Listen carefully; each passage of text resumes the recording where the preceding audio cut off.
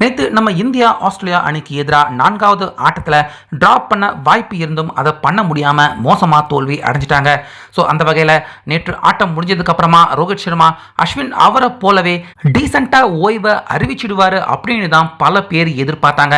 ஆனால் பத்திரிகையாளர்கள் சந்திப்பில் ரோஹித் சர்மா ஓய்வை பற்றி எதுவுமே பேசாமல் அடுத்து நடக்க போகிற 5th மேட்ச் டெஸ்ட் ஆட்டத்தை பற்றி தான் அவர் போஸ்ட் மேட்ச்லையும் சரி, அதே போல் பிரஸ் மீட்டார்கள் சந்திப்பிலையும் ரோஹித் சர்மா பேசியிருந்தார். இப்படி இருக்க நடந்த இந்த ஆட்டத்தை அவரால் ஜெயிக்க வைக்க முடியல, அதை பற்றி எதுவும் பேசாமல் டைரக்டாக அடுத்த ஆட்டத்தை பற்றி ரோஹித் சர்மா அவர் பேச ஆரம்பிச்சிட்டாரு அப்படின்னு ரசிகர்கள் எல்லாருமே அவர் மேலே இன்னும் கோபம் அடைஞ்சிருக்காங்க. அதுவும் ரோஹித் சர்மா அவர் பேசின அந்த ஃபுல் ஸ்பீச்சில் இருந்து இப்போதைக்கு ரோஹித் சர்மா அவர் ஓய்வை பற்றி அறிவிக்க போகிறதில்ல, இன்னும் அடுத்த ஆட்டங்களை பற்றி தான் அவர் சிந்திச்சுக்கிட்டு இருக்காரு. இந்தியா தோல்வி அடைஞ்சதை பற்றி பெருசாக வருத்தப்படாமல் அடுத்த ஆட்டத்தை பற்றி ரோஹித் சர்மா அவர் பேச ஆரம்பிச்சிட்டாரு அப்படின்னு ஒட்டுமொத்த கிரிக்கெட் ஜாம்பவான்கள் அதே போல ரசிகர்கள் எல்லாருமே ரோஹித் சர்மா அவரை விமர்சனம் செய்யவும் ஆரம்பிச்சிட்டாங்க.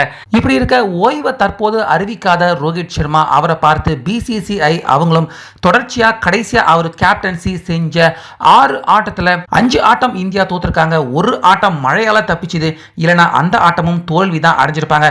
இப்படி தொடர்ந்து மோசமான பேட்டிங் மோசமான கேப்டன்சியை வெளிப்படுத்திக்கிட்டு இருக்க ரோஹித் சர்மா அவராகவே முன்வந்து ஓய்வு அறிவிப்பாரு அப்படின்னு எதிர்பார்த்தாங்க. ஆனால் நேற்று அவர் ஓய்வு அறிவிக்காததால பிசிசிஐ அவங்க ரொம்பவே கோபப்பட்டு 5வது டெஸ்ட் மேட்ச் ஆட்டத்தில் ரோஹித் சர்மா அவருக்கு மிகப்பெரிய ஷாக்கான ஒரு சம்பவத்தை பிசிசிஐ நிகழ்த்த இருக்காங்க. ஸோ அந்த வகையில் தற்போது அடுத்த ஆட்டம் சிட்னியில் நடக்க இருக்கு.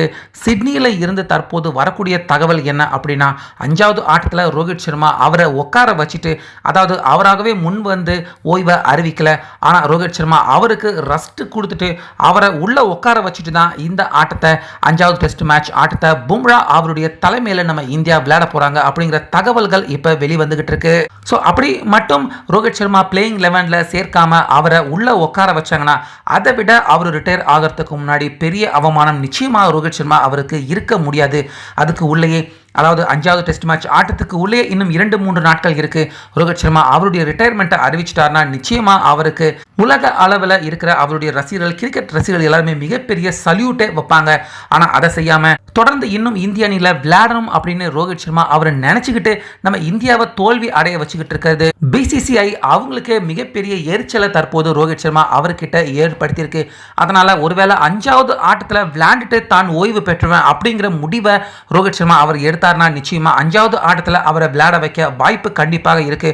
அப்படி இல்லாம இன்னும் தொடர்ந்து ரோஹித் சர்மா இந்திய அணியில் விளையாட ஆசைப்பட்டார்னா நிச்சயமா மற்ற சக பிளேயர்கள் மாதிரி தான் அவரை கருதி அவரை பிளேயிங் 11ல் இருந்து நீக்கிட்டு பும்ரா கேப்டன்சியில் நம்ம இந்தியா களம் இறங்க போறாங்க அப்படிங்கிற இந்த அதிர்ச்சி தரும் தகவல், அதிர்ச்சியான தகவல் நம்ம பிசிசிஐ எடுத்ததா தற்போது இந்த தகவல் வெளியாயிட்டு இருக்கு.